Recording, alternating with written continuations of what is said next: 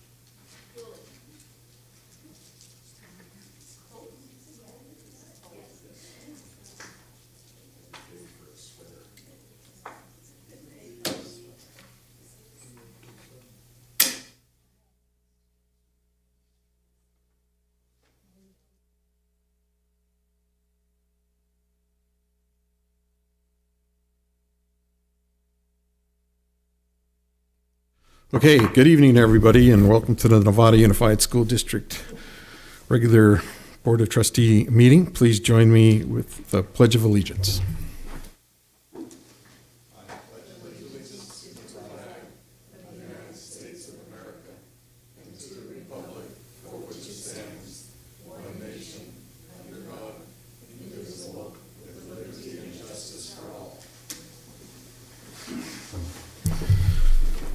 All right, thank you. So we're going to get started with our item number 6, which is announcements of reportable action out of closed. And I'm going to turn it over to Vice President Butler. All right, the board did meet in closed session on 4 items. The first item with item of business to be discussed in closed session pursuant to Government Code 54957.1, settlement of pending litigation.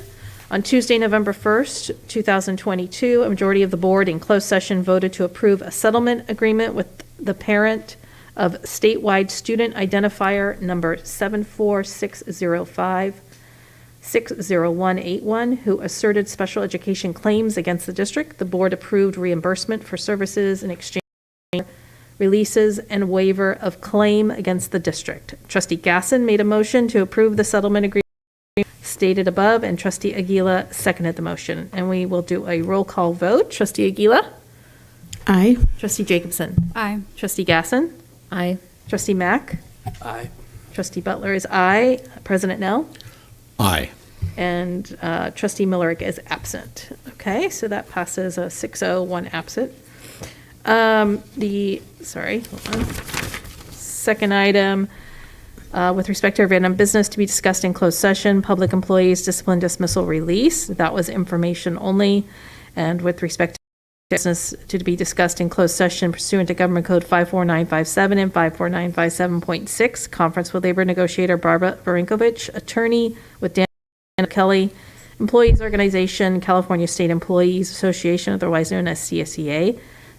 Information only. And the final item is with respect to every item of business to be discussed in closed session pursuant to Government Code 54957 and 54957.6, conference with labor negotiator Barbara Varinkovich, attorney Oliver Kelly, employees organization Nevada Federation of Teachers, otherwise known as NFT. That was information only as well. All right, thank you. So we're going to go ahead and move on to approval of tonight's agenda. So I need a motion and a second to approve the order agenda, or unless anyone would like to change it, let me know. And So moved. Okay, I have a first from Trustee Jacobson, a second from Trustee Aguila. I can second. I just have a question about the absence. If I'd like to excuse Trustee Millerick. Do Okay. we need to? I remember before we used to. Right.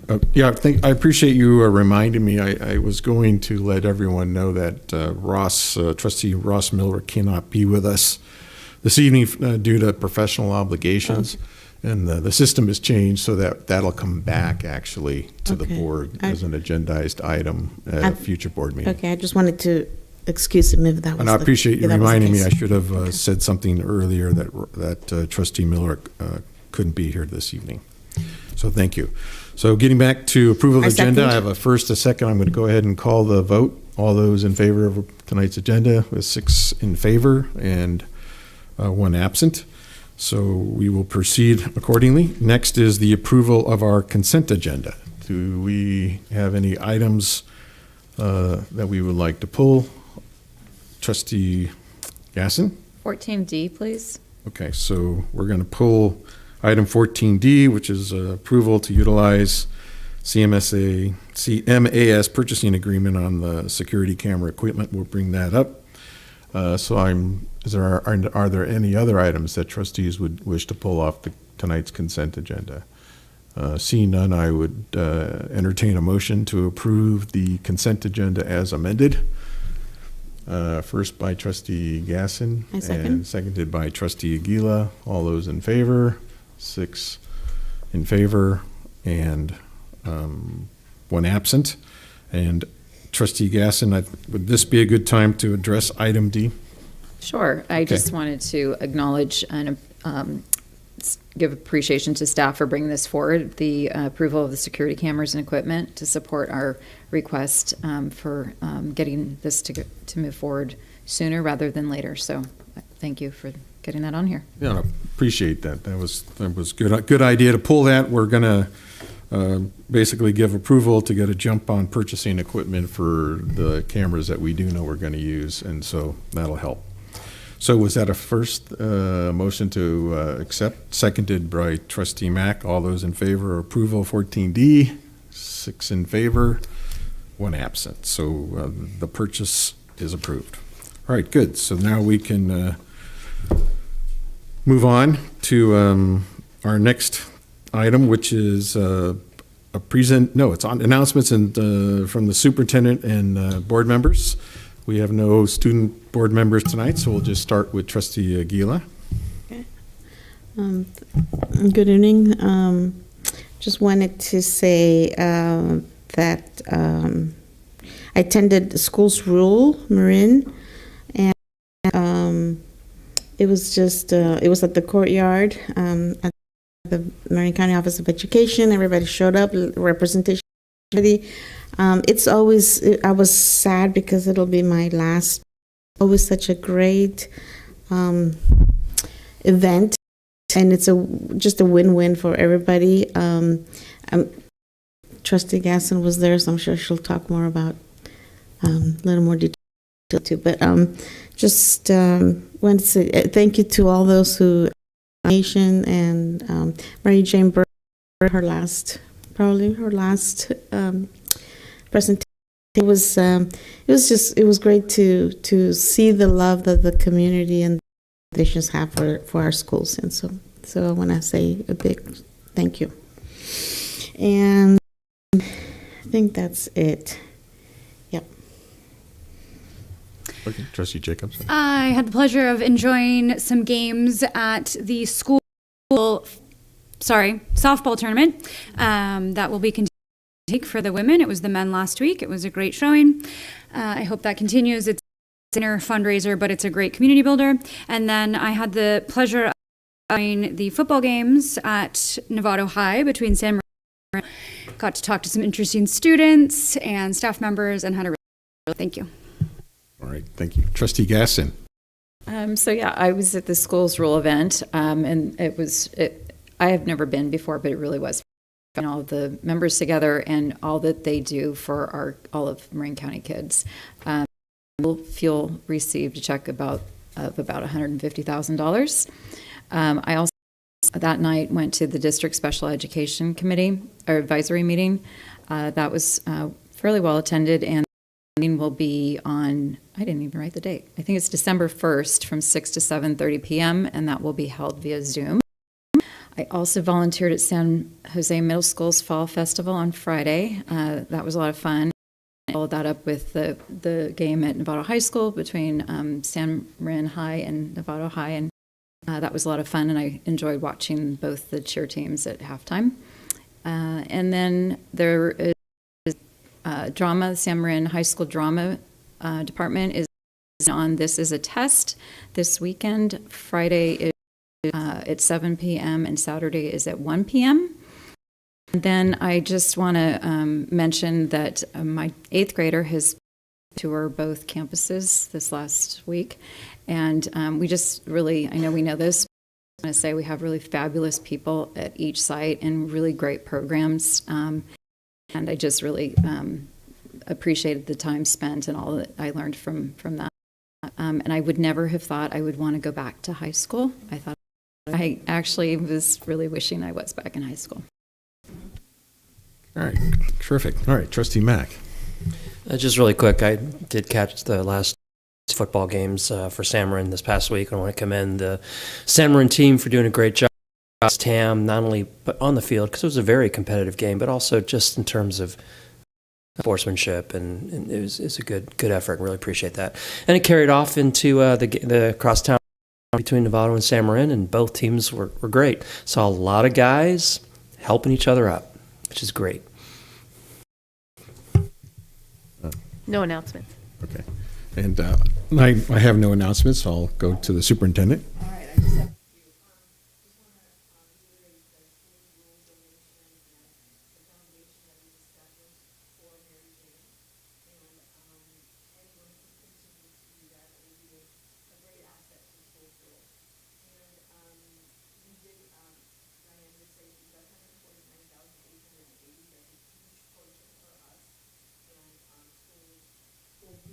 Has already sent out everything in terms of applying, and the teachers have applied for grants, so we're anxious to get that going as well.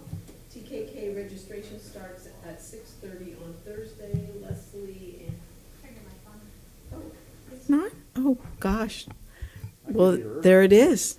Anyway, TKK registration is 6:30 on Thursday night. Leslie and information night, and Leslie and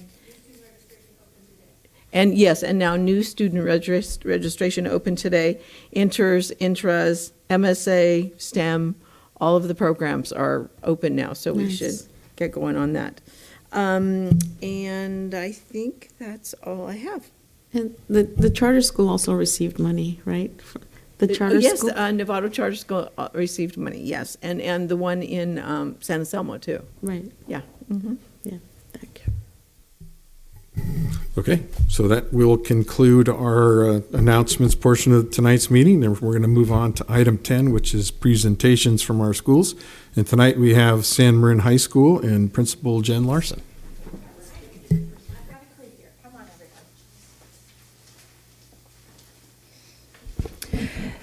Good evening, trustees and Superintendent Derby. I am here with a group to help me present a special part of our San Marin community. As some of you were able to come out to our 8th grade preview night, where our team here had the opportunity to do a trial run.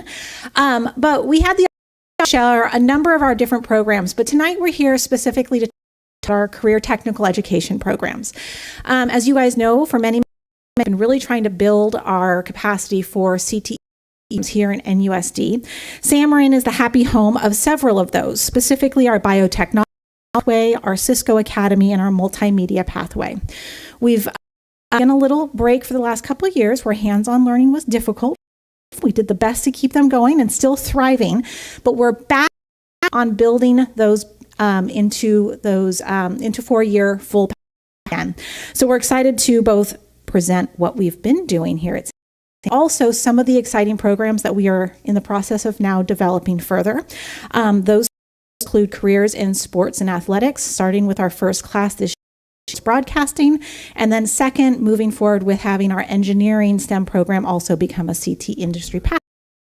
So with that, we have a couple of introductions to do. First is I want to introduce Nicola. He has been hired through Marin County Office of Education through our partnership to help with e-development. And so he's here to answer questions at the end of And then the most important stars of our show tonight are some leads, student representatives to really answer or talk to you a little bit about their experience after you see the review.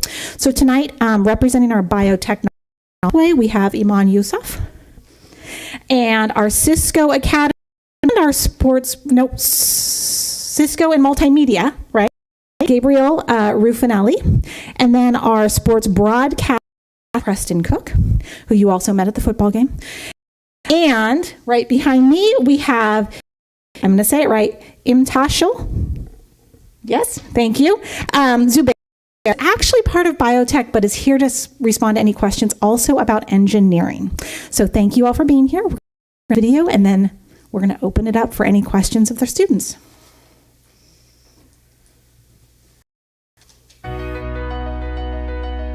STEM Marine Engineering Program is a 4-year college and career prep pathway focused on engineering and science.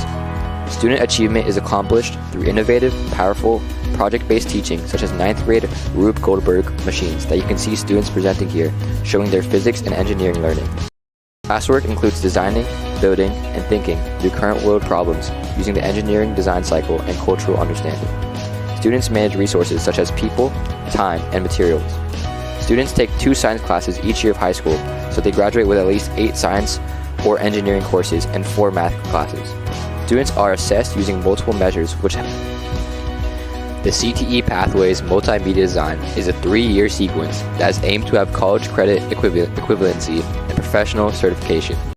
It begins with Intro, the multimedia design covering graphic design, digital video, animation, and page layout, and web authoring. Production explores product development, package design, branding, and marketing.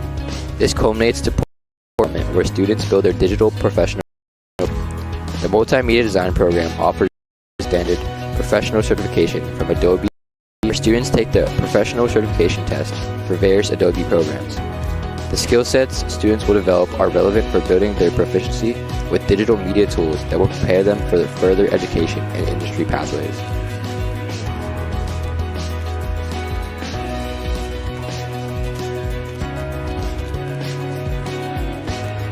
The STEM Marine Biotechnology Program and career preparatory pathway focused on biotechnology and science.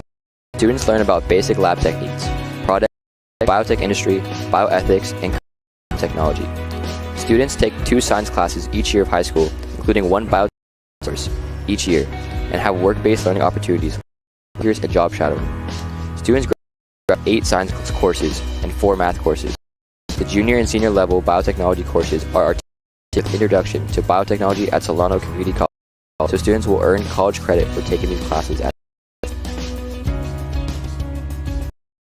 The Cisco program is a 3-year academy that offers opportunities for students to gain Cisco certification in computer hardware, software, and cybersecurity operations. First-year students enroll in IT Essentials, learning the basics of computers and operating system. Second-year students learn the fundamentals of network programming and how to maintain a small network. The final course is predicated on how to build a small network against all types of cybersecurity attacks using a Linux-based virtual program. The capstone project requires a student to not only recognize a cyber threat, but also have the means to neutralize that threat. Sports Broadcasting Multimedia is a brand new CTE program that enables students the ability to develop broadcasting and speaking skills that will content for Mustangs Live, the media arm for San Marin High School.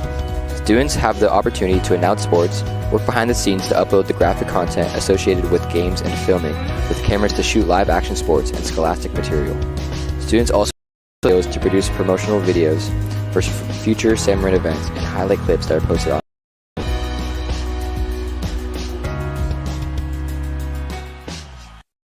Video was actually made by our brand new sports broadcasting, but multimedia and broadcasting pathway. All right, with that, I'm going to invite our students up and ask if questions of which they are all excited and prepared to respond about. So, questions, you guys? Okay, Trustee Aguila and then Trustee Gasson. Yeah, I don't recall having any of this when I was going to high school.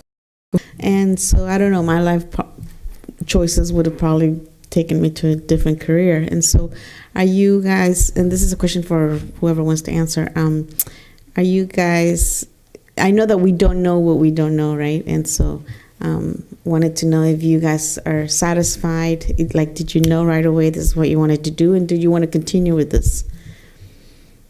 Maybe each one of you can just say a little bit about the impact your pathways had and if you plan to move forward with it or not.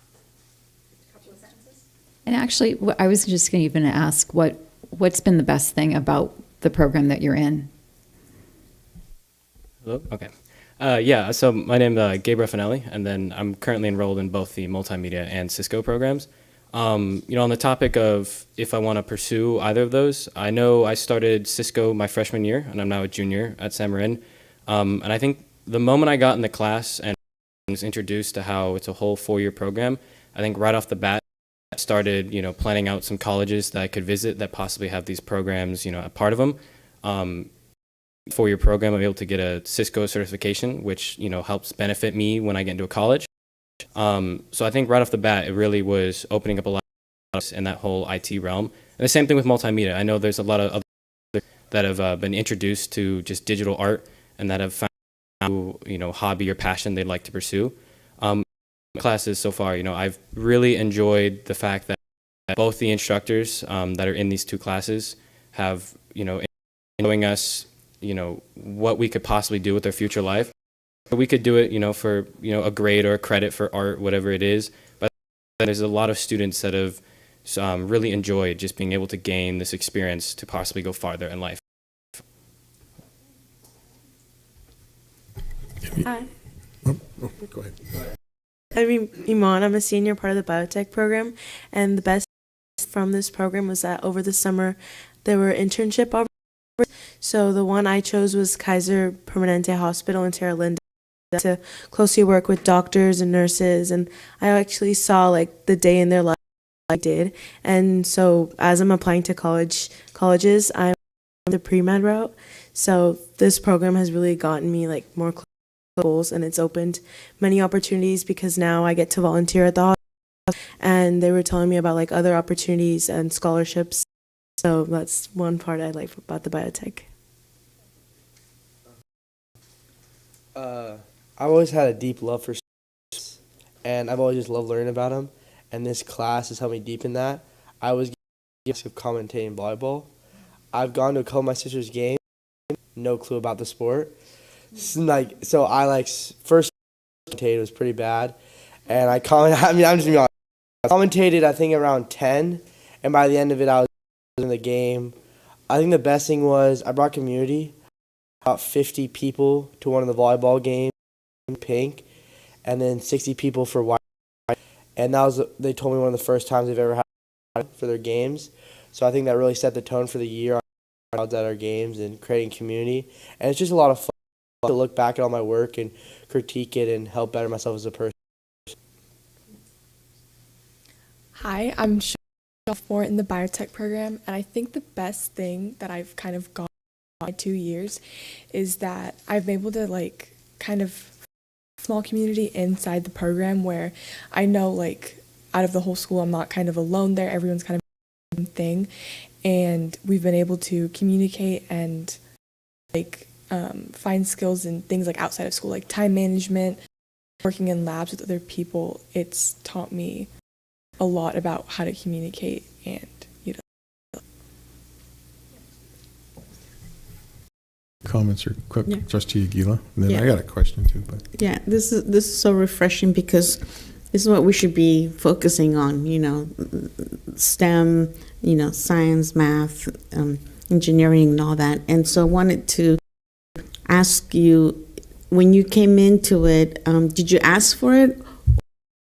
Or were you just hoping it would be there? Or did your counselor recommend it? Or did you ask your counselor? Or did you have a counselor that helped you with this? So to sum it up, what role did your career counselor have in this decision for you to take these classes, if any? I think entering high school, I already heard the program and knew that I wanted to. How? Oh, just through right when I was in middle school and looking at between my choices between Novato High or San Marin. I know Cisco was definitely a big school breaker for me that I've always been interested growing up just in technology. So the moment I saw the Cisco program, I wanted to jump on it. And then with the counselor was, as I've spoken with my counselor over these past few years and setting up my classes, definitely helped me to time manage some of my classes I want to take, kind of revolving around Cisco that I want to do.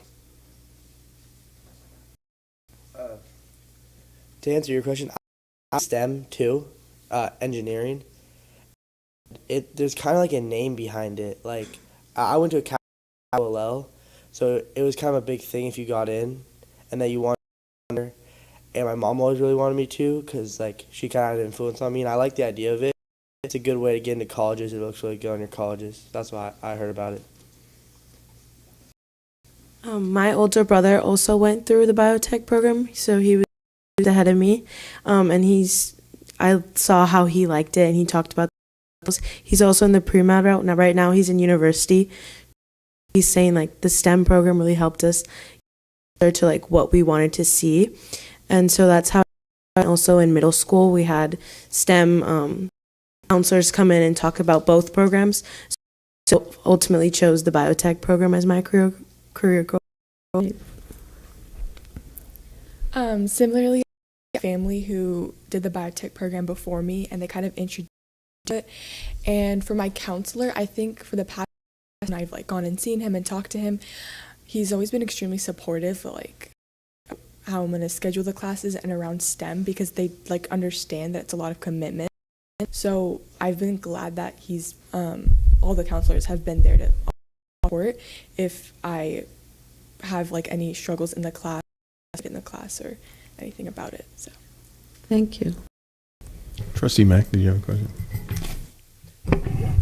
So Trustee Aguila kind of touched on where I was going to go, but one thing because you guys are obviously in a great place. You know what you want, and you found a program, and it's working great.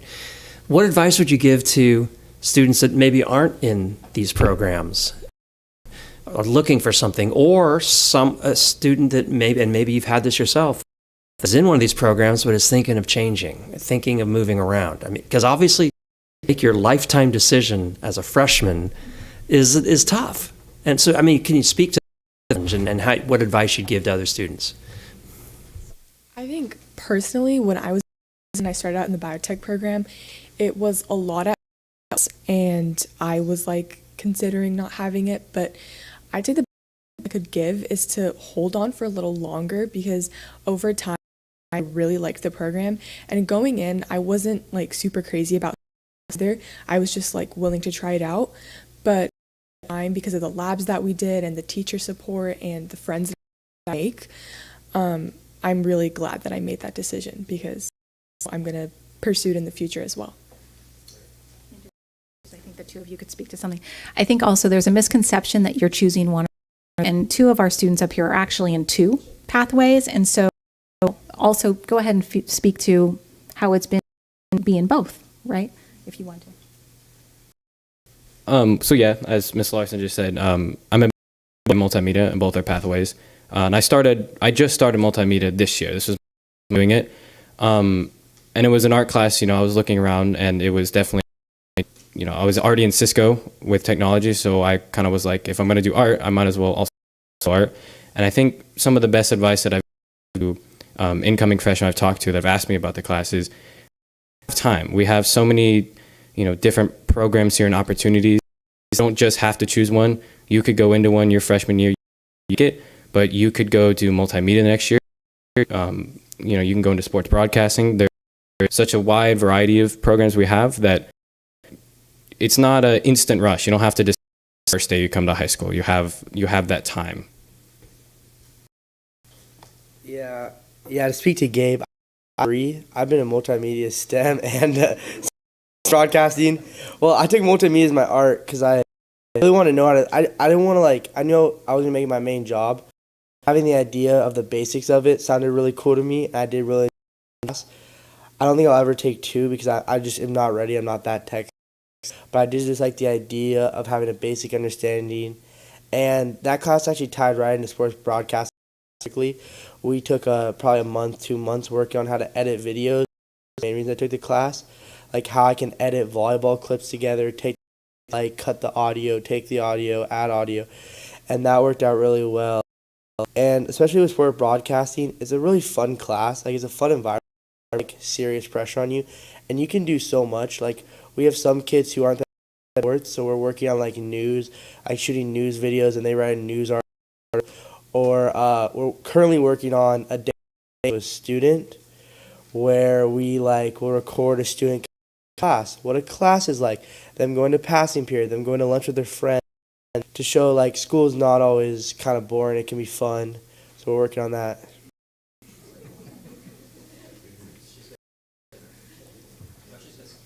And also part of the program, you don't have to go the pre-med route, because a lot of my peers that also are applying, some of them didn't like the pre-med aspect into something else, but from the biotech program you really gain such a rigorous course sometimes that they really gain the skills that you need to prepare you for the future.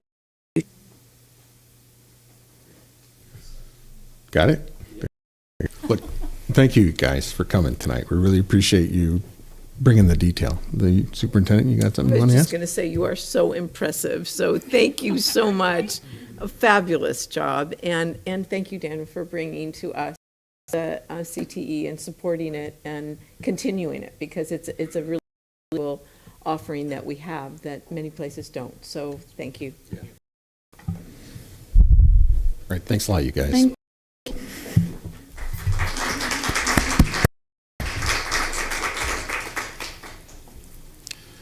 Okay, that was pretty good. I want to go back to high school. Take some of those classes.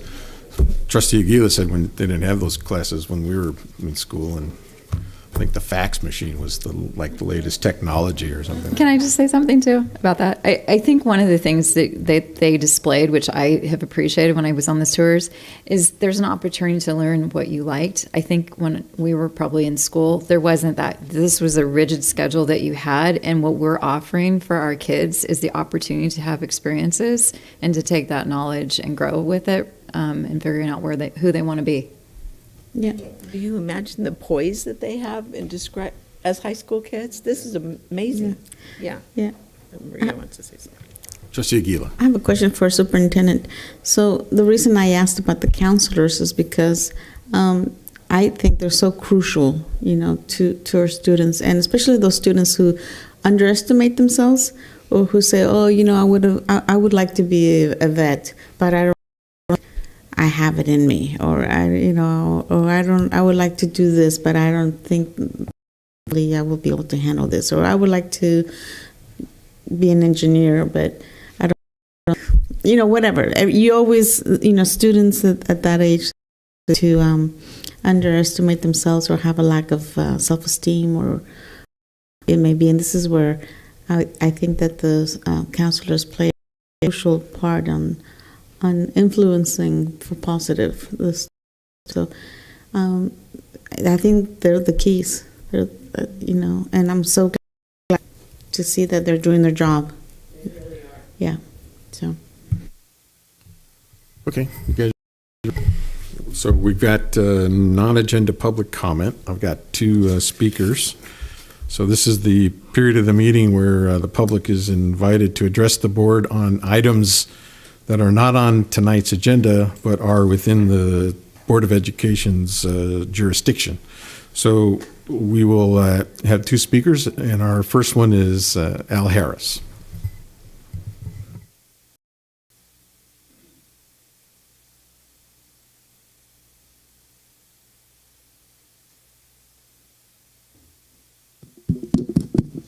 Wanted to be sure this mic is on.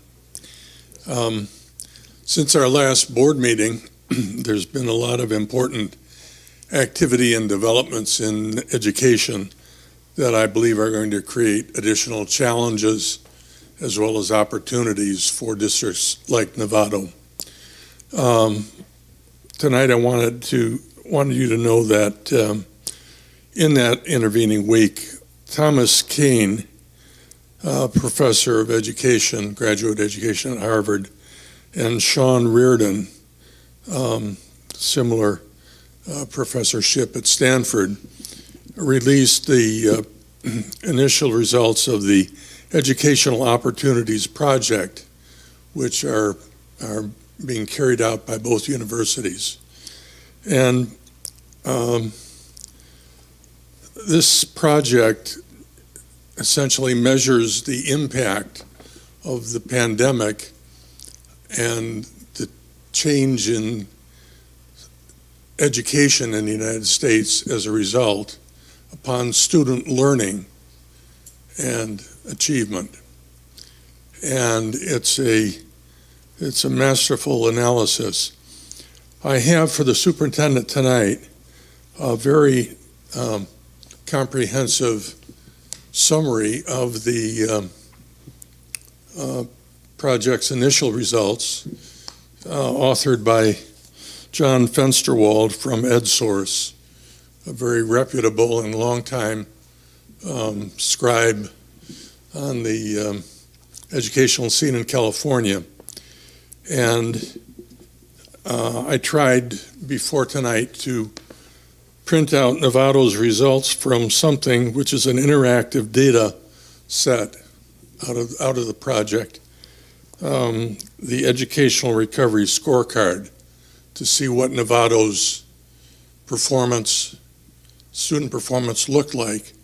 I have a small computer, and a half hour later, the circle was still going around that it was downloading data, but I had to leave to get over here tonight. So hopefully that the district's computers will be large enough to handle this. I won't try to summarize the results of the study because it's comprehensive, and I'm sure it's going to occupy your attention, and the impacts are going to be inescapable. Thank you. All right, thank you. Be looking forward to that. Harvard and Stanford putting their heads together. Thought I smelled something burning, but okay. Our next speaker is Novak.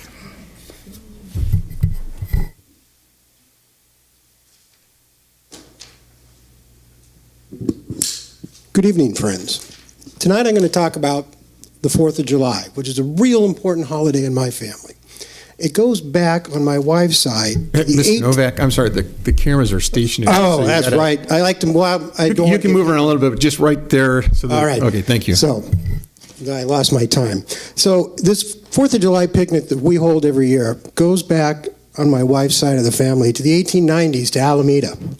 And to 1914, it started in Novato when her great-grandparents purchased the homestead we live on now.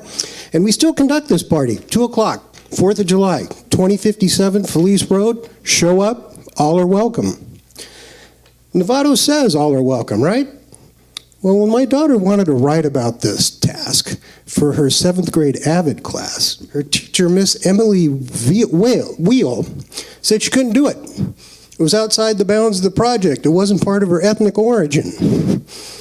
I don't know, my wife and I, our ethnic origin is the country of our assigned birth, here.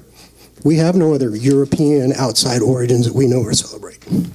So, on the 4th of July, 80 to 100 people show up, and we celebrate our community. So Miss Vale did not make our daughter feel very welcome when she told her that in essence, this is kind of a racist holiday. You can't celebrate it anymore, right? Wasn't happy about it. And then the trustees did their progress flag resolution, and that really upset me because I thought you were a virtuous group, but that night was a shambles. You basically used the tactics of a 1920s and 30s little German workers' socialist party to silence dissent. Even though they were dressed like the Stanford band, those thugs were still there designed to intimidate. You denied the other half of the room the chance to talk. And so that's why I'm here. I wanted to say my piece that night. I was questioning why. Wasn't for or against necessarily, just questioning. But you shut us out. So then I had to go through and do this. I knew you had to listen. So I did 5 little speeches, which I'm going to pass out a copy to you at the end. So this is our last night together, and I thank you for your time. But I left here that night on the 24th, saddened and disheartened. Virtue was gone from this body. I was sickened. If that is progressive democracy, I don't want anything to do with it. You could have done many things to let other people talk that night, and you didn't. Thank you for your time.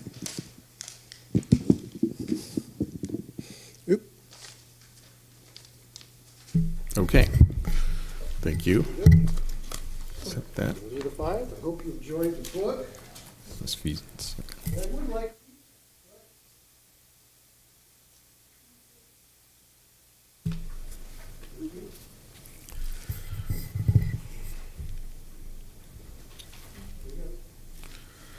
Okay, that concludes our non-agenda public comment. So we're going to move on to our staff report of the evening. This is item 12. It's the Student Assessment Data Review, California Assessment of Student Performance and Progress, known as CAASPP and Galileo. And our superintendent, Jan Derby and Karen Fremantle will present. Great. So you may recall that, Ellen's getting that up, that in August, when I first got the district scores, I gave them to you for the schools and for the district. But because they were embargoed, I could not do them publicly. So this is our first opportunity to do anything publicly. The first document that you have that I want to just quickly go over with you is the comparison between the state and NUSD. So I highlighted in yellow where we are above the state, and that's what you can see on the screen. So you can see in third grade, for this year's scores, in our overall scores, we're above the state. In Asian student group, we're above the state, and our special education above the state. So it helps me to know where we are, the line of things statewide. Fourth grade, we have the same. It's an interesting combination of scores. They're the same for all of those groups, our overall, our Caucasian group, and special education group. And so you can see that all the way down fifth grade, sixth grade, and all the way through. So seventh grade and eighth grade. And then in our 10th grade, which is very heartening for me, our Latinos, we are above the state. So that tells me that we're making progress over time. And I think that it's a tribute to some of the programs that we have in place. You're tonight in the school plans. What are interventions that each of the schools is doing? I decided to change it up last, and thank heaven for Susie. She's an angel girl. But I decided to change it up because I wanted to align hearing with the data with what the interventions are at the schools. And so we're going to be hearing about. So the first one really was just about are in the in comparison to the state. We also had increase in seventh grade for our economic advantage kids, and I think that is also another show on our part that we are making progress. So those are good. We still struggle with our English language learners, and I think that we now have an administrator in place, a coordinator, Carrie Coulter, that comes to us with incredible experience from San Rafael. She will also be working with the dual immersion program, and I'm expecting that we're going to see some gains there as Carrie and Karen are going to start going in schools and actually sitting in groups and some of the intervention groups that might help support, and I was delighted to hear about that this morning. So just overall for the state, we're ahead, and that's a good thing, and our special education kids are too. Sometimes don't always look at that group because it's not as large a group as in each of the grade levels. You don't get scores, but we have over 1,000 kids again in special education, and they are performing and better than the state. Makes me happy. Okay, Karen, I think we can do the next one. Now you have the scores level, but I didn't really want to go there with you. What I'd really like to talk about is the cohort scores, because those are the same kids. So if we just look at the first one, I'll do overall with you because you can see the others. But so the overall that took the CASP test in 2015 as were 46% meeting or exceeding English language arts. Now, we know that English language arts is a greater strength for us than math is, and that's a national issue, state issue. It's every way we look, math has declined significantly. But if we look down, and we'll just do the English language arts, the kids went from 46% meeting and exceeding to 50%. We saw a little jump in 4th grade, then drop in 5th grade, drop in 6th grade, back up of all of the other scores in 7th grade. So what's happening in 7th grade? We see ourselves. So, and when we see these scores like this, Karen will speak to Galileo, which is very much aligned. Hey, who are the 7th grade teachers? What are they doing? And we learn from each other. What are the strategies that we're using? And that's what this test data is for. It's not to judge and say, we're not doing well or we are doing well. It's about strategy and how we can support each other in our teaching. So that's a really important thing. Then we didn't have it, and then we don't have this cohort group is in this spring we will have their scores. But then let's look at those 2 scores at the level. This is significant for the for 11th grade. In 21, we were at 62%. In 22, we were at 67%. So something's happening in term with our kids, and that's a really positive thing. So I'm pleased. The math is not the same message, unfortunately. And we started as 3rd grade at 52%, then dropped to 50, and a big drop to 39, then to 40 and 54. Look at the high school. It's in the 30s. So that is really kind of rough. So what I then did, as I thought, what's happening in San Rafael and TAM? So I didn't put them on here to share with you. So for TAM, for this last year, so this last at 67 and 36, TAM was 5% in English language arts and 58.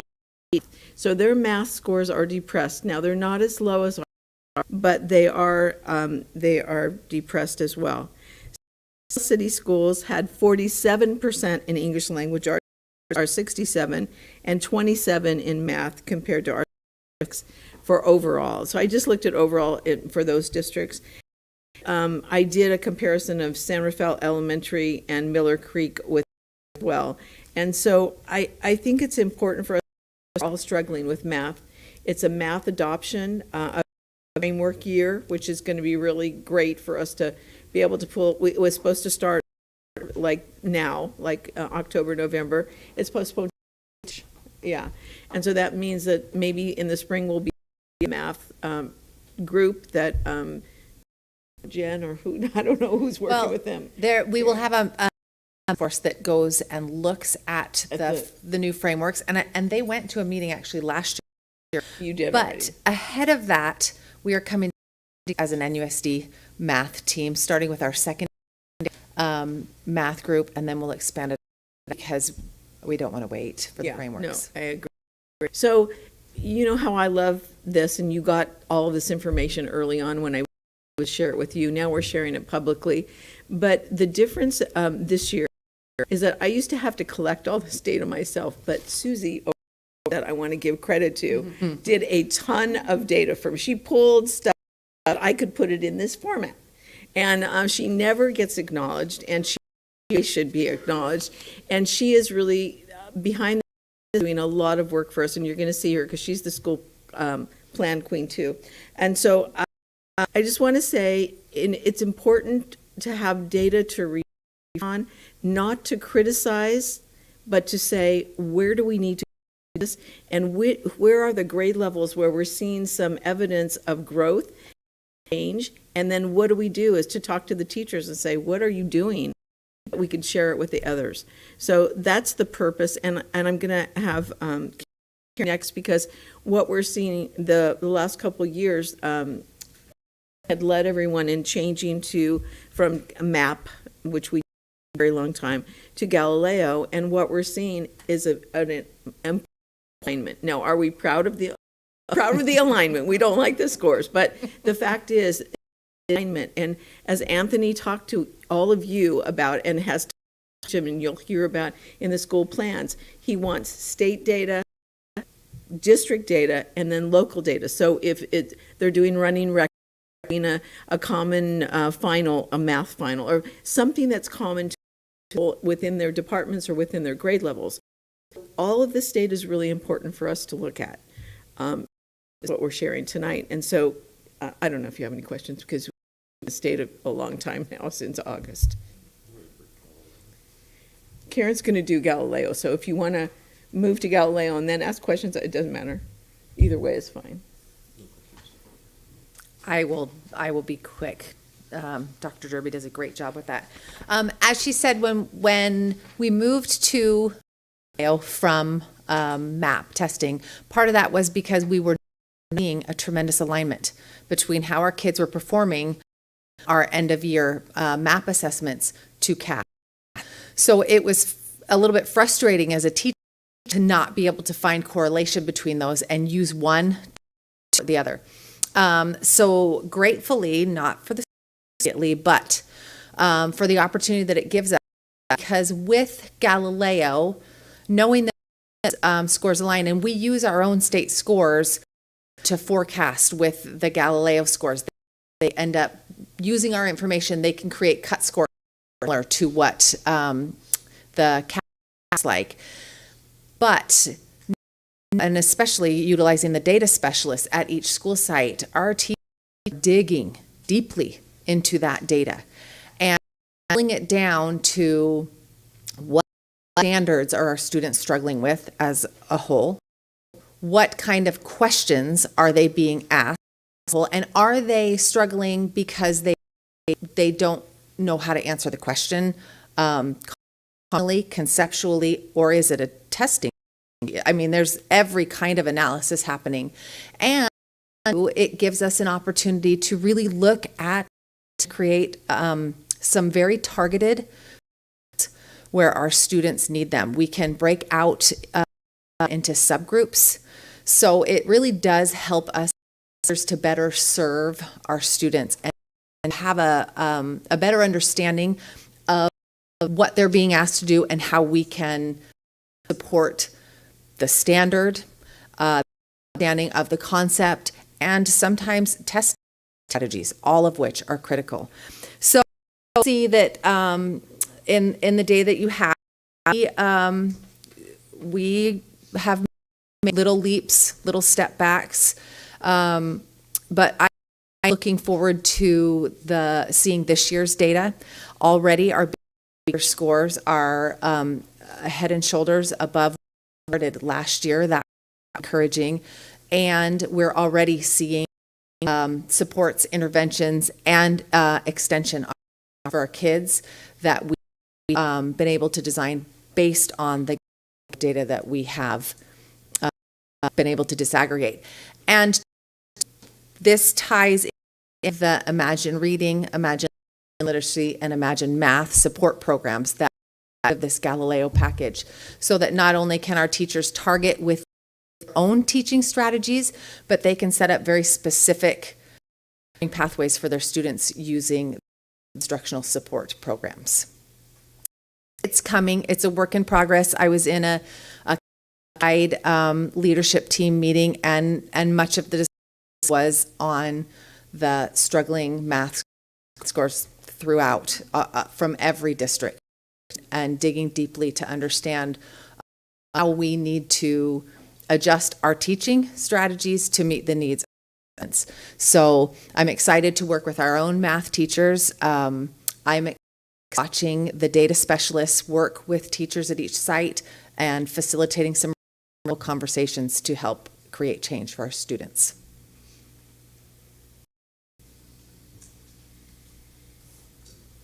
And do we have She has one quick questions? That's what I'm asking. Diane, do you have a question? Go ahead. Yeah. So thank you for the update on the math. I know that I had asked previously about the curriculum, so that's positive in my perspective that that's moving forward. Ironically, there was an article just a couple days ago in the EdSource about new literacy standards for teacher candidates, and that they're changing the preparatory programs.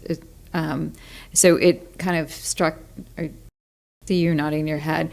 What caught my attention was, at least my recollection when my girls were in elementary, was the lack of phonics through Lucy Calkins and that working through all that.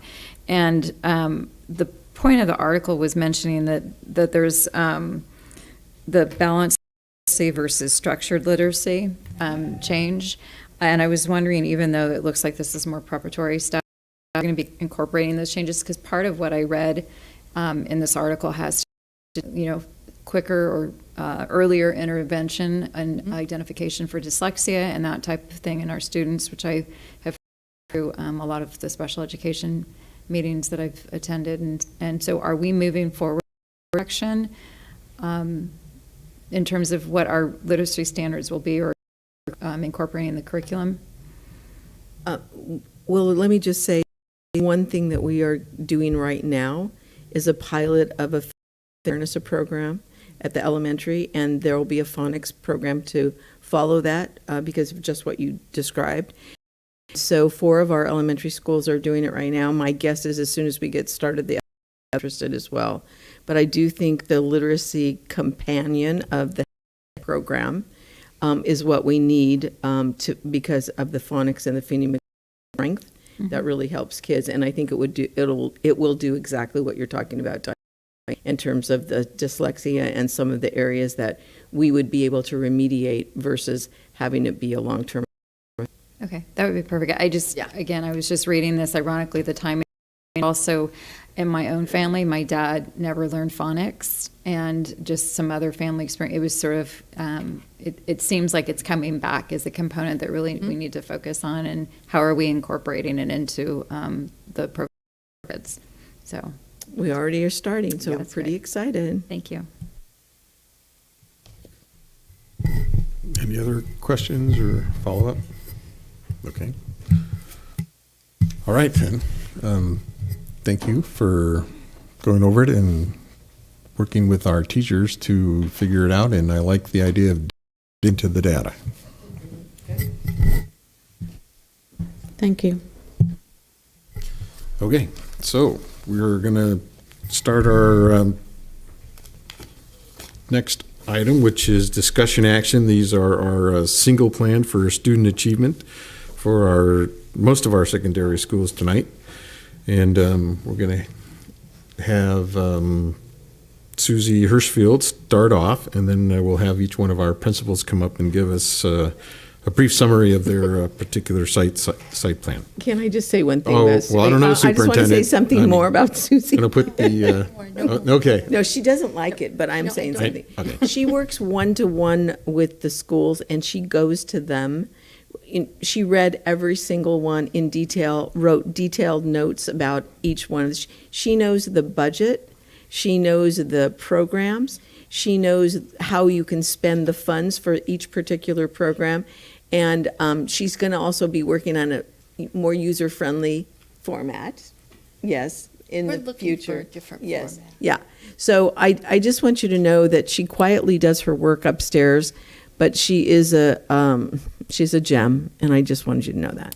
Thank you. I'm just very attached to my desk, so it's hard for me to come out. Good evening, trustees and Superintendent Derby. Tonight, our secondary schools, with the exception of Novato High, are going to present plans. Novato High will come next time with the elementary schools. And I just wanted to give a very quick, wait a minute, do this right, Jen. Wrong side. I want that one. Okay. Okay, I'm left-handed. Okay. So very quickly, we apply and accept for funding, Title I funding, all our federal funds, Title I, Title II, Title III, Title IV, through what's called the consolidated application. It's kind of like one-stop shopping for applying. When you apply for that and we receive it, cites, the compliance piece is you must do a single plan for student achievement. And this plan is basically a document that it's supposed to represent the school's continuous cycle of improvement. So you write the plan, and then every year you review it, and you revise it, and approve it, okay? And then school site administration don't do this alone. The other part, the requirement is that you have stakeholder input, like what we have with most of our programs. And at the school site, that stakeholder improvement is your school site council. And that's a council that's been elected, the members by their peers, that's comprised of teachers, the principal, another site, let's say classified personnel, and then parents. And in the secondary, you have students who also come, okay? And then for tonight, the focus will be on intervention.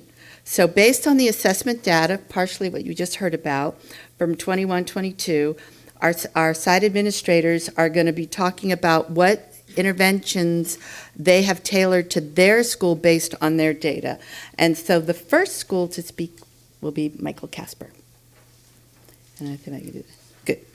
And they're going to speak for about 3 minutes, and then if you have questions, you can ask questions instead of them coming up and down and jumping around. Okay? Thank you. All right, thank you, Susie. So thank you, Board of Trustees and Dr. Derby, for having me here tonight to present the San Jose Middle School. It's an amazing school with amazing who really model culture of caring. I really believe without that, the other two aren't going to come into place. And it's all over the place at San Jose Middle School on a daily basis with our teaching staff and class staff.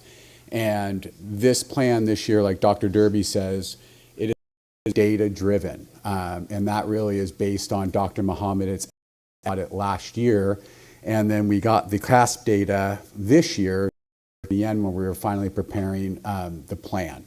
So there's a lot of positive numbers in the CAF scores that we're very, very proud of, but we still do have a lot of work to do, and based on Dr. Mohammed's recommendations last year, there's still a fairly wide gap at San Jose Middle School, and about a 50% gap that we're looking at very, very closely, and that we're working hard with the close, and we're doing that through targeted interventions, and it's one type of intervention, sending a student to this room or it's a variety to meet the needs of our various learners. Some of what we're doing at this is when we review data, whether it's Galileo or what Dr. Derby said, kind of like let's say a history test, we're really looking at that data to see the standard areas that the students are really doing well and other areas that we need to improve. So when students need that extra help along the lines of our audit, equity audit, and some students need more than others, we need to get them up to a level playing field so that 6-period day between 8:20 and 2:50 is just not enough. So we really target this these interventions towards. So one of those, we have several. Here's an example. One of them is our Scorpion Center that is staffed by a credentialed teacher, whether it be at lunch and after school. After school is a little better. It's more successful getting kids to go, but that is either kids are staff members that need that extra help, or they can self themselves, or their parents can self-refer them. And when we get about 10 to 15 students a day, and they sit with the teacher, and they really focus on the areas that they need support to kind of boost them and get them back on track with their classmates. Janelle McColdrick, our amazing new data specialist at the school, I've been learning so much from her this year on just looking at data, what data means, and particularly what we do with the data, which is the most important to move that needle. So we are starting cycles. That is starting to happen. That'll happen, between Thanksgiving and winter holiday. All teachers will participate in data and it'll just and she is going to kind of run that program. Teachers really take a look at the standards-based instruction and the areas that they need to improve or what kids need more of. So that will be going throughout the school year. Tutorial. Our math teachers have already started doing this. This is really a big thing to use that time that was given to us. And what we're doing there is the math teachers are picking the students that they feel they need that extra help and in a class instruction. So instead of having 30 students in their 35-minute tutorial, let's say they'll have 10. And the other students that don't need as much as that one-on-one support will have fourth period teachers who has prep at that time, or the administration will take them to help them with their studies. But that I've gotten from the math teachers at the start of the year is incredible. They said it's really making a difference, seeing growth from their students on a daily basis in order to kind of improve and get back up to with classmates. The STEAM program is extra. I mean, that's an opportunity intervention, I think. So many of our kids that whether they're in ELD or special ed, they don't have the same opportunities. And when they take those courses after school, I was at the choir concert at the Performing Arts Center last week at Novato High. It was incredible. I was so proud of our kids. It was a motley crew, and they're amazing. And it was so fun to perform and their families and hanging out with them. And they would never have had that opportunity if it wasn't for that. And I'm seeing the needle move with those students too in their regular classes. Lunch interventions with Janelle, F reports, right? Our 8th graders, we really know what Fs can represent on a report. That from my experience at the high school, when you see an F, particularly freshman report card, it is very, very concerning, and we know what that can align, particularly when they get 2 Fs. So I'm making that really priority as our 8th graders are kind of moving in the front of the line to get that extra report from Janelle 2 days a week during lunch. And then push-ins, right? We have a lot of push-ins. We have retired math teachers. We have our instructional coach that comes a couple days a week that gets into our math and helps the students. We have a 11th grade tutor from San Marin. Her name's Brittany Casper, and she comes every Tuesday. She works with a specific group of kids in a math class, and I'm very proud of her. She's really taken a real kids and cares about them deeply, and we're seeing a real change in attitude there and motivation.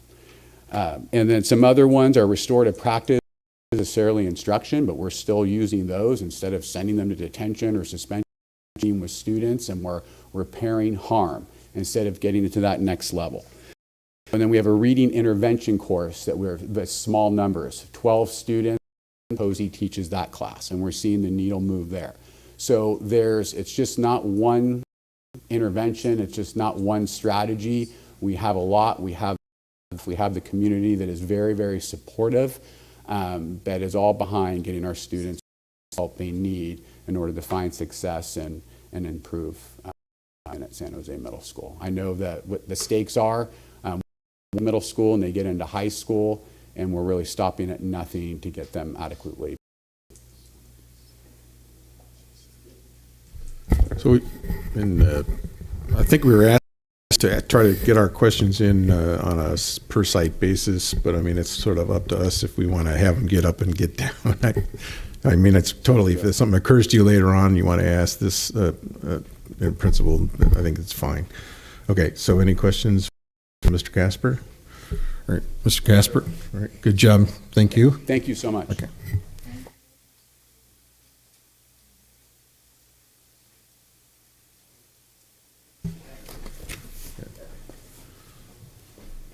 So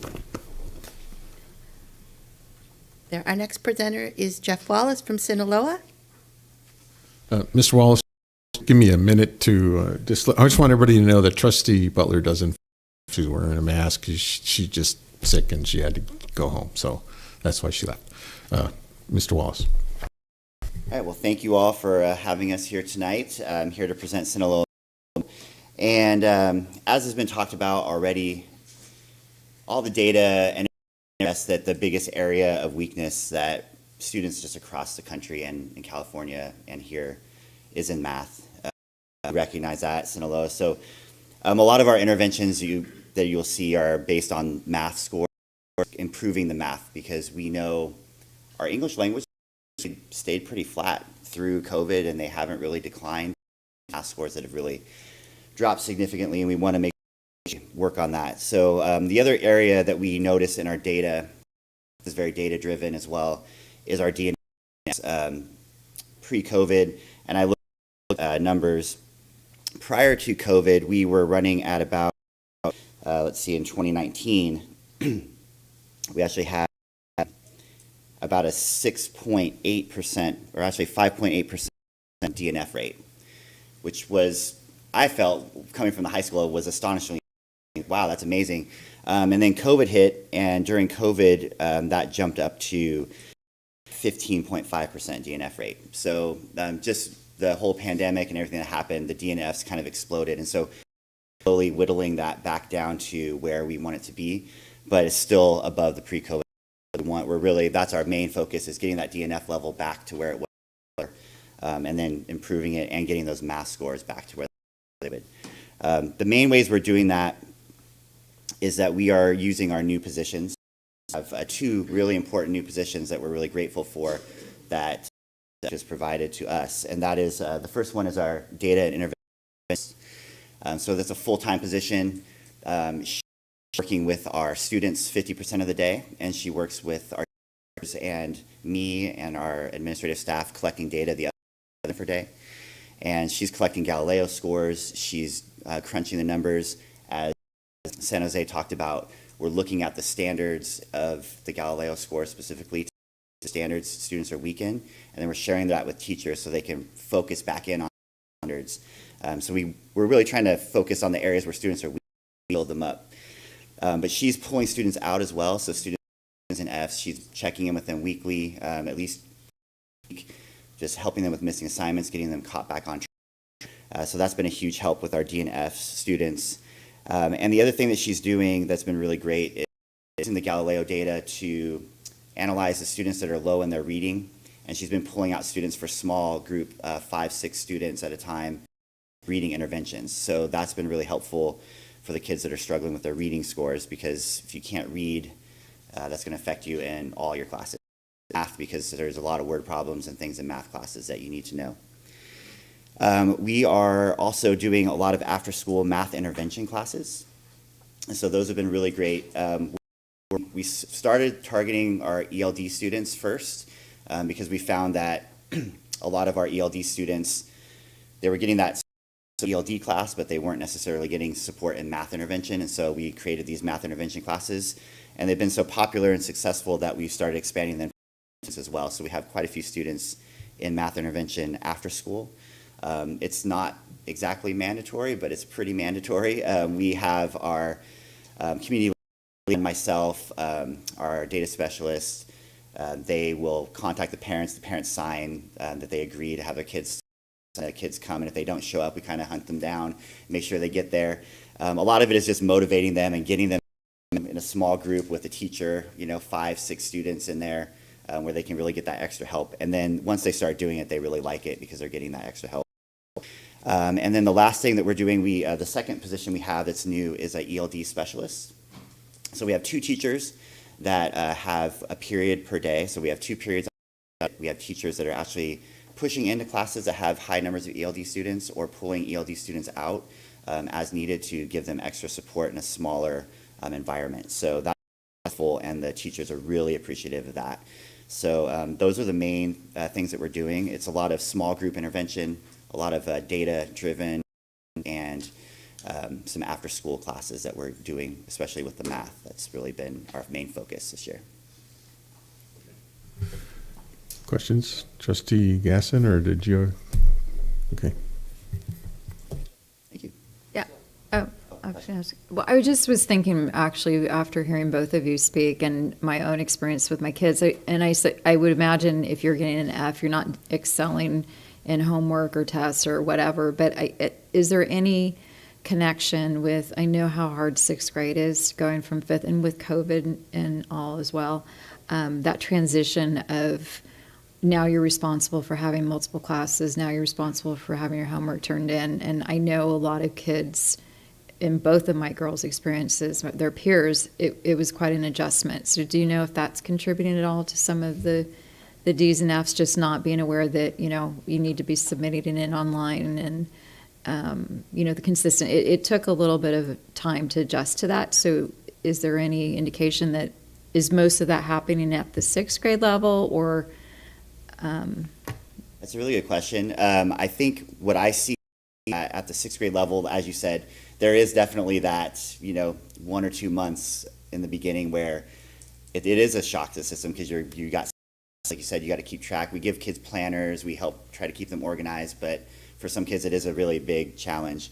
What I mean is that it's really 7th grade is where kids, the work starts to get harder, and the kids, you can't just get away with, kind of like just, letting it go and just, like I'll just write my answer at the last minute. Like you really have to think, because you got to actually learn. And then 8th grade math, the math really starts to get difficult. So my experience is it's really more the 7th grade is where it kind of starts, and then 8th grade with the math especially. I think it's a challenge for a lot of kids. But our 6th grade teachers, the kids need a lot of help, and they really try to work with them. And there's a lot of patience and letting them turn in their work late and things like that. But yeah, I mean, you definitely see some kids, and we try to catch that right away if they're failing a lot of classes. Vanessa, our intervention specialist, is really working with those kids. But it's 7th and 8th. 7th grade is where I really see a lot, and 8th grade with the math especially too. Yeah. Question? Yeah, sure. Trustee Jacob. I appreciate that you put PBE in here and that's a focus that you're going to look through that lens of making sure that there's some continuity in that. I appreciate it. Anyone else? Just a couple of comments. Maybe there's some questions in here. I appreciate you bringing up the increase in your F percentages. I think that it's a good idea just to keep reminding everybody about the learning loss over the pandemic. That's the generic term for it, but essentially, it was tough. It was tough for a lot of students, and we've definitely have our work to get ahead. As we move ahead with the specialist, that's kind of a really hybrid position. So whatever you and the rest of the administrators modify, make that position better. It would be great if they could do this or not do that type of thing. I just think we're interested in hearing more about how these new positions are working out. And then I was good that you had the parents involved, and that was something I'm hoping to see that we could stress more on. Math is really it's a commitment. And you sort of brought up how it gets tough in 7th, 8th, and then just wait till your trigonometry or something, right? So it's quite a commitment, and it's hard work, and you need to have everyone in a student's life. And as a public education institution, we do our best. We're professionals. We want to succeed, but we got to have some family support as well. And so when you mentioned they sign something as a commitment, but is there follow through with the parents? Yeah, definitely. So yeah, they sign it, and it's supposed to go for 6 weeks at least, and then we kind of see how they're doing after that. But yeah, if the kid doesn't show up, then we're right away calling the parents.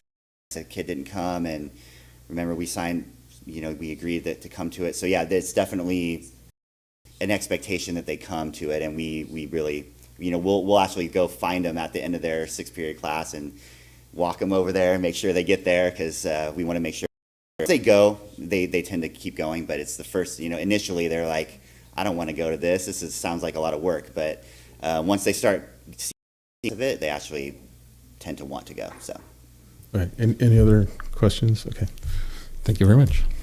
Can I just say something to you, Derek? Sure. I think you made a lot of really good points, and I'm just wondering if we would like to have the data specialist do a report to you at some point, because I think you haven't. We had them in elementary, now they're in secondary, so it's really a K-12 program, and they're doing work, and it might be good for you all to hear directly. So, okay.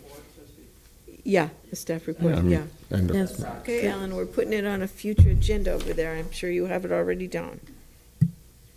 You're back. Next, we have Kessa Early, who's going to talk about Marin Oaks High and NOVA Independent Study. And Kessa, she's feeling a little bit under the weather, but she's going to power through it, okay? Not COVID, but...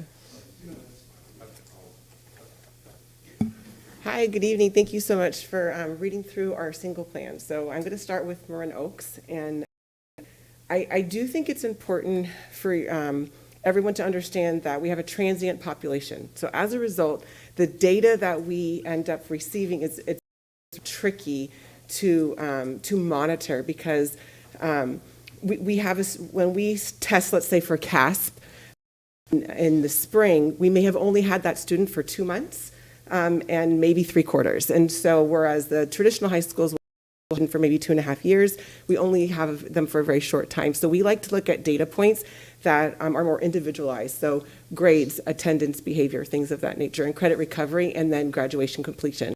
And so to help with student academic performance, we have what's called advisory, and that's in the afternoon after lunch. And that gives students time to actually get groups or one-to-one individualized attention with their teacher. We also offer mandatory tutorial. And we've been offering that for, I think, like 15 years. And so what we do there is students who have a C-, they receive extra support and get to retake tests, complete missing assignments, redo low-scored assignments, and get one-to-one support. We also have the data specialist, as we all heard about, which is like a gift. She has been so helpful and really uncover different things in ways that we can help support our students. And so she started this beautiful spreadsheet where we have our top. We are really looking at their attendance, and then we see the correlation when they have poor attendance and their attendance starts to, then of course their credits start to dip, and then their grades match that. And so really using our student advocate, which is another position that we had new last year, and we were able to do that again this year with the ELO funds, and matching, and then going to each of those students and checking with their attendance and finding out why are they not coming to school, what can we do to help support the student, and then matching them with the resources that they need to get to school on time, and then to get the actual the individual support. And then what else would be important? We also we have the ELO, which is expanded learning opportunity, for in case you aren't familiar with the term, but the provides targeted intervention during the advisory time in ELA and math, and that's how we're working to help support our students academically. COS, which is coordination of service teams, is not new to Marin Oaks. We've been doing that for a very, very long time. Every week we have a staff meeting, and at the staff meeting, we start the meeting with student. Who are we worried about and why? And then what services can we match them with? Do they need counseling? Do we need to do home visits? Do they need academic support?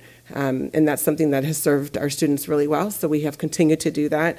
Our academic counselor has done an incredible job working with our data specialists to get a spreadsheet. So then instead of just talking about the student, we're tracking that data to see if the services that we're matching them with are per report that they need so that they can thrive. Rental assistance and have been something that we do.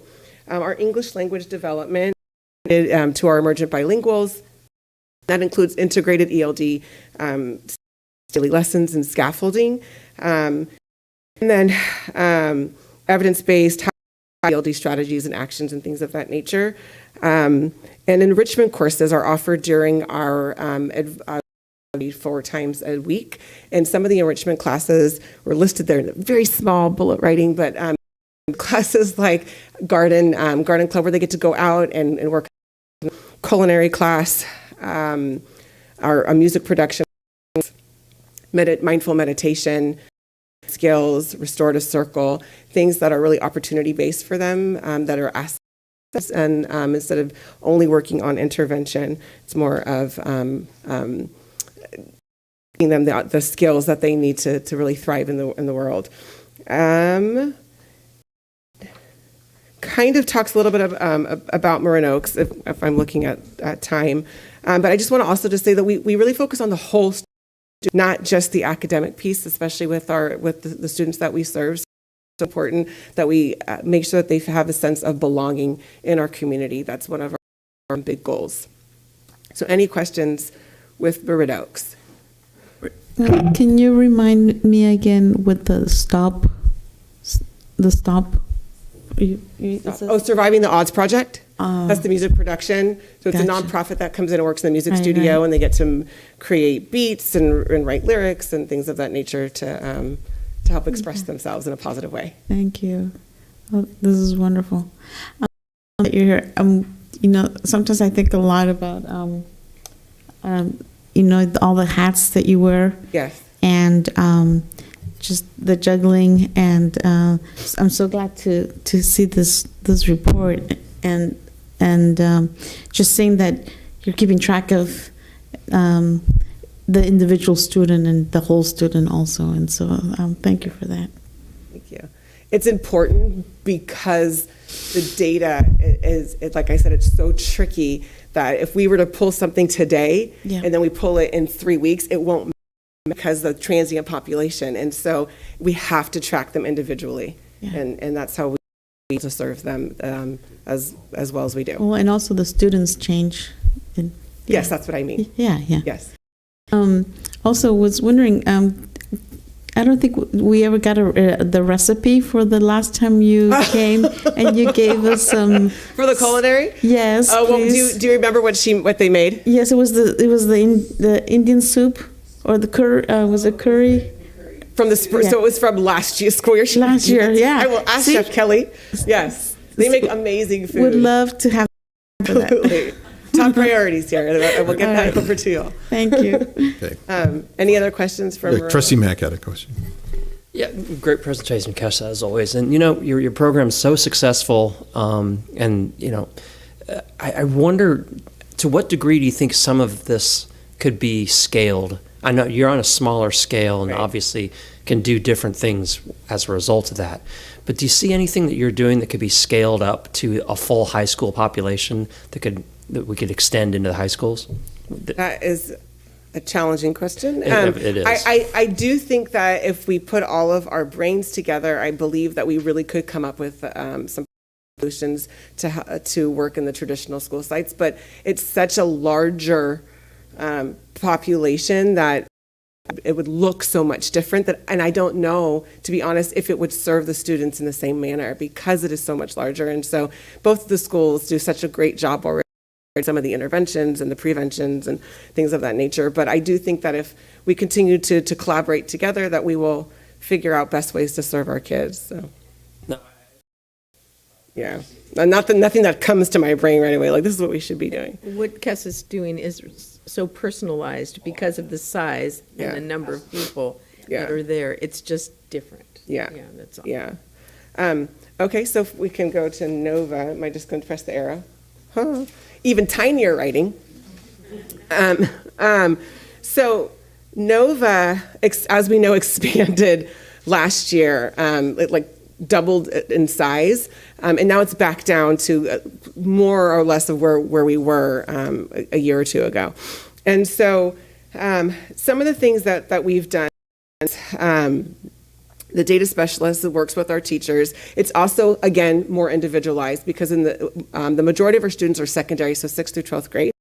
And they already meet with them one-to-one, and with the ELO para, they provide that weekly targeted intervention for academics for both math and ELA. And then in elementary, we're able to offer homework support during the tiered time, and then enrichment or community times.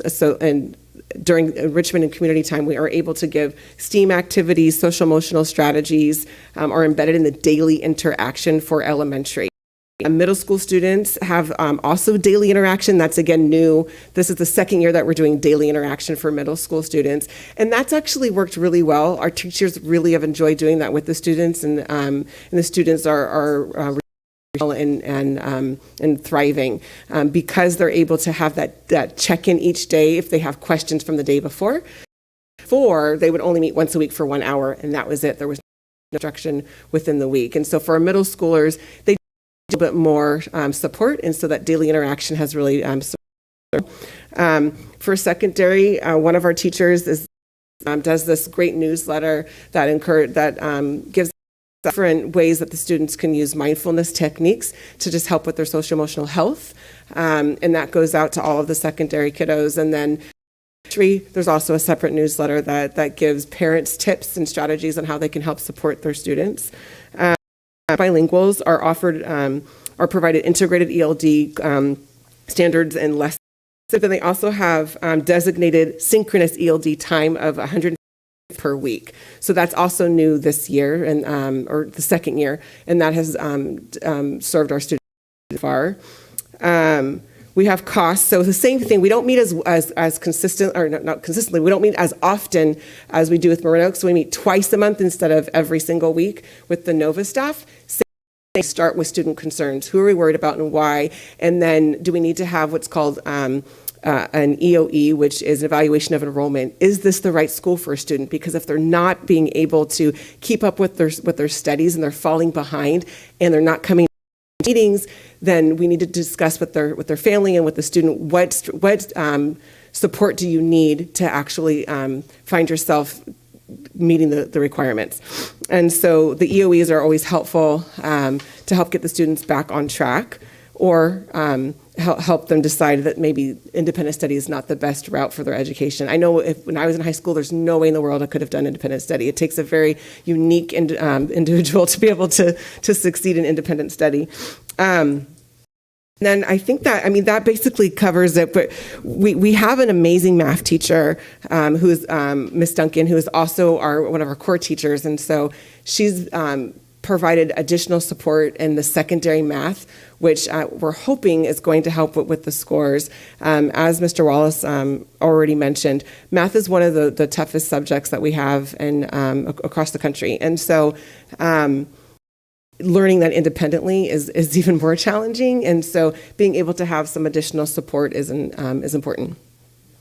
And then just in closing, we have a myriad of interventions for both Marin Oaks and Nova, and I love the work that we do. I am so thankful for such an amazing staff, and then the support that the district has provided for us to be able to offer these programs for our kiddos and that alternative pathway, because not everybody is served on a traditional path. So thank you. Okay, got questions? Trustee Aguila? Just a quick question. So I sense that you're feeling positive with our, we have the math problem that is like nationwide, statewide, in our district, and so. But I sense that you're feeling positive about that it's going to get better. And I do, especially with Nova. If I'm putting my Nova hat on. The way that she's teaching it and her ability to identify when a student is struggling right away, the hope is that we're going to be able to get in front of it, and requiring them to come onto campus if they need that additional support for secondary. Elementary, we can't do that, but to get that extra support during intervention time. Okay, all right, thank you. I'm glad you're keeping an eye on that. Yeah. Thank you. Just a general question about the. You mentioned earlier how, due to the pandemic, we had a surge in independent learning, online learning type of. A lot of people had an interest in it, but now we're sort of getting back to normal. So, are the unique students sort of still coming to independent study, or is it still a mix of people who don't understand what they're getting into? Because it seems this time you seem to go more into evaluating and trying to keep these independent students in line or being able to catch them before they fall back, and it just seems like in the past that them had for the type of individuals that knew what they were getting into and held up throughout the semesters and years that they participated. So I was just curious about what the students are like now. I think it's a mix of students who are coming because they want remote learning, and maybe they're want to keep their child out of the general population for fear of COVID or things of that nature. But the majority of the students now that are here are students that really want that independence of not being in the traditional classroom, and so it's more back to where it used to be 2 years ago, if that answers your question. Yeah, it does. I just concerned that remote learning isn't independent study. There's something. So I just want to make sure that we're evaluating that when we admit students and want to get. And for elementary, it's remote, right? So because they only learn remotely and they meet every day, so it looks different than the secondary model. But it still is independent study, and that's where the state decided to change it. The AB 130 law, they decided to change it back to there is no more virtual learning. Independent study is remote learning. Right. I guess I misspoke when I said remote. I mean, you can learn traditionally through remote means, virtual, whatever. Yeah. But the idea behind independent study is to have That intrinsic students, motivation. and they understand that. And there's other reasons like their life, their family life, or there's some protection that they can't attend a regular. So ailments or if they're career opportunities. Yeah, if they have yeah. The passion projects of dance and theater that they spend 8 hours a day working on. So. But it's our job to make sure that they get an education, and so I just want It's also it's a great deal of students who have experienced maybe they are transitioning from in gender, and so it's students who want that safe space where they can do that in the privacy of their own home. It's also helpful. So I mean, it's really we have a variety of students that we're serving, and I think it works well for most of the kids that come. All right. Any other questions? Or thank you. I hope you feel better. Thank you so much. Okay.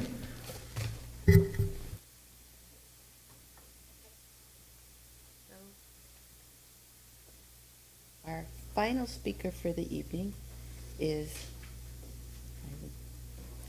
Dr. Larson from San Marin High School. All right. Here we go. Last one of the night. All right, sorry, the font is very tiny. So when we switched over to looking at interventions, I really wanted to sit down with our team and look at which of the targeted interventions most speak to items that are in our SIPSA. And I think you've heard from just about all of our teams, a lot of our schools are struggling with some of the same areas. One of the things that we have dived into this year more than anything is putting some systematic structures for our staff to look more individually at our students. So it's actually the one at the bottom of the list that I'm going to start with, but that is the introduction of a true cost. But the other is the individualized language plans. So we have small groups that are looking specifically who are most at need. Those would be our English language learners who are struggling either in their language development or core classes, and then any other groups of students that may be struggling for a number of different reasons. Those students in that kind of tier 2 and tier 3 level is ensuring that they have an individualized intervention plan, and that plan is very specific to what their needs are, whether it's language or whether it is something that is more content facing. Now, where we actually are offering those interventions is in these 3 spaces. We have our weekly tutorial, as we have talked about a number of times in advance. We offer some very specific intervention time, and these are being done and is coordinated by our data specialists, who is amazing. We're so fortunate to have someone who can really pull together the data, support and how to look at data more critically, and I think most importantly, get all of the data in one place. And so a lot of times as teachers, we see the grades, and then 6 weeks later, maybe we see a Galileo score, but then maybe a year later, we see the CAS. So to have someone who can create a spreadsheet where next to this student's name, we have all of their data, their behavior, their academics, test scores historically, their attendance. So you can start looking for patterns.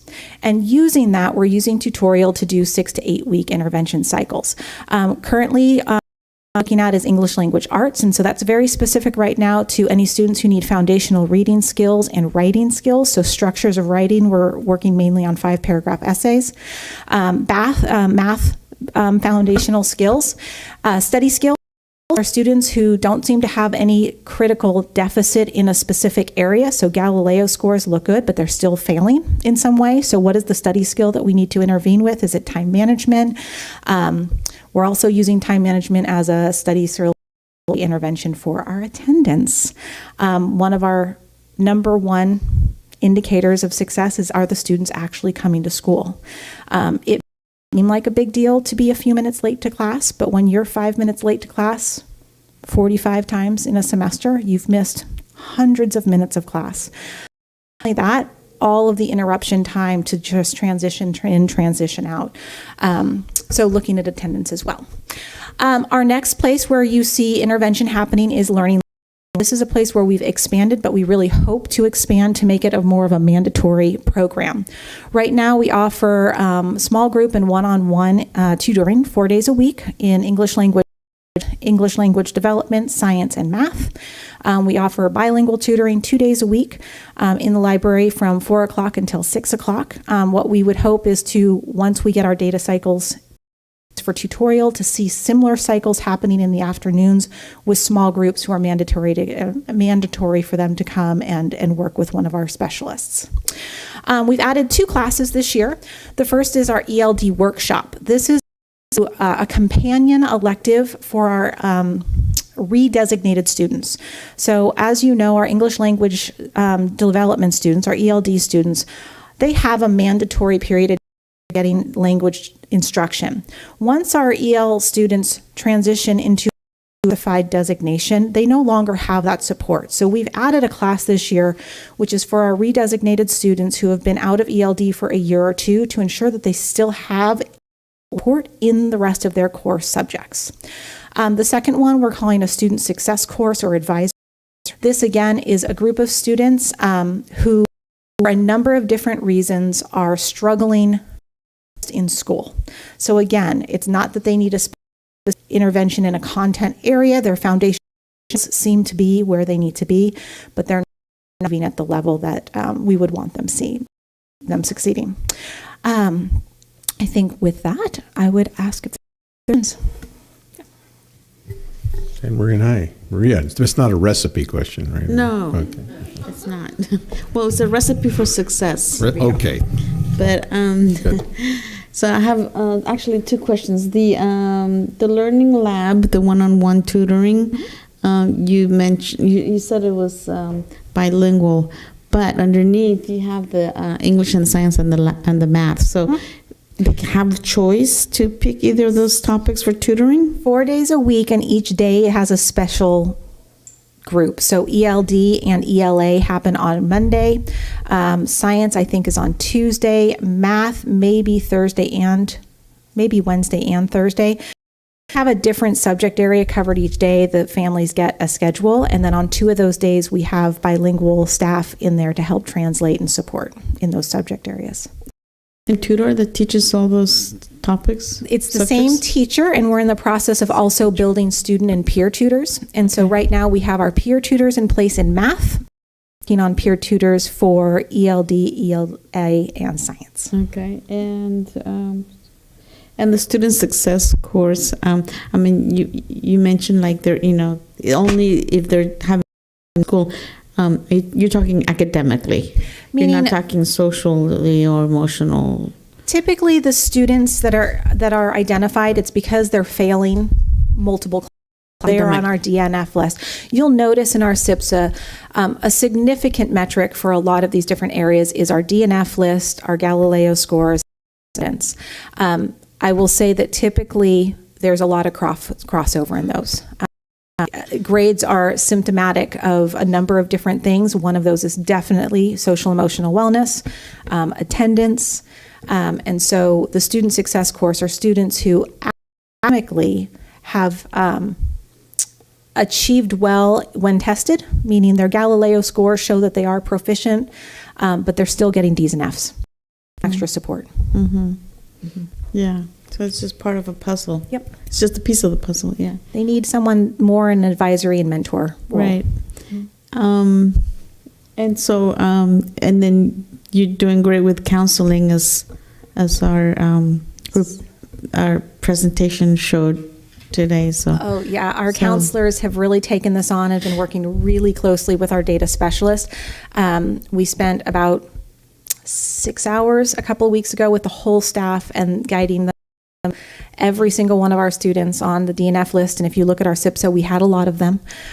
We went through every single individual student as an entire staff, and we determined what is the reason they're failing. Is it academic? Is it social emotional? Is it attendance? And then where are we going to intervene? Yeah. Our counselors and data specialists have been leading that. So thank you. Thank you. Any more questions or comments? Maybe just a brief question. Or you talked about actually you didn't talk about your data specialist much at all. You mentioned you were developing a spreadsheet so you could have all the information in one place, and I was just so maybe you could expand a little bit more on that role. And also, collecting data is a lot more challenging than anyone probably wants to admit. I mean, there's an old expression, garbage in, garbage out. Yep. So it does, bad data is useless, and you really have to depend on people, set expectations so that you're getting information that you can value and then make decisions around. So I'm kind of curious if you'd expand a little bit on how your data specialist role, and then maybe a little bit more on instructors participate at that level, and if you think you have enough buy-in in that area. So our data specialist role has been twofold, and I think very similar to what you're hearing. 50% of it is working with our staff and our in data, looking at data, gathering data, deciding how it's going to be displayed, leading workshops on how to find the data. The other 50% is working with students, and so she does spend 50% of her time working with individual students or small groups who are on the list, or a big part of her role is coordinating all of those groups during our tutorials.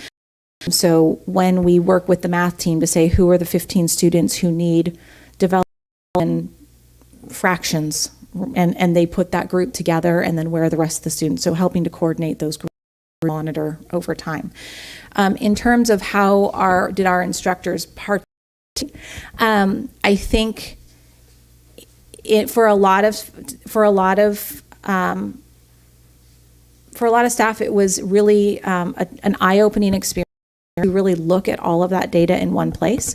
A lot of it is in Data Matters, so there was a lot of exciting, eye-opening moments and exciting ahas when we look at really serving who's in our classes, what are their historical data look like. But a lot of it, our teachers know our students very well. Now it's putting data to it. So I know that this student is struggling. I know they're having a hard time with X, Y, and Z. And if we give them the data historically, they're very well equipped and very professional and able to kind of pinpoint what's the next step. I think it's just giving people time to do that and then staying consistent. So our hope is to do that every other step, to revisit those students and see where we are. Appreciate that. Any other questions or comments for San Marin or the group at all? Do we? What's our next step? Do we have a superintendent going to close out, or so we're gonna prove them in all at once and so forth? Okay, so. All right, so you guys have heard the reports. We've read the reports. We are. Recommendation is to accept them so that they can move forward. So I would entertain a motion to do all of that. I have a first from Trustee Gasson, seconded by Trustee Aguila.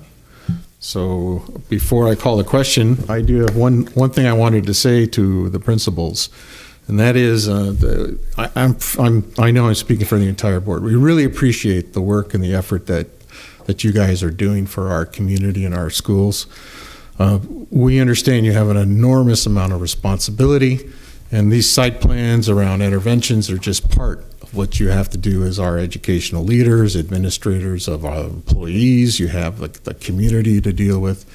There's plenty for you to do, and we want you to know that we appreciate what you do, and if there's anything that else that you think that we can do, I'm sure that you would make an effort to let us know.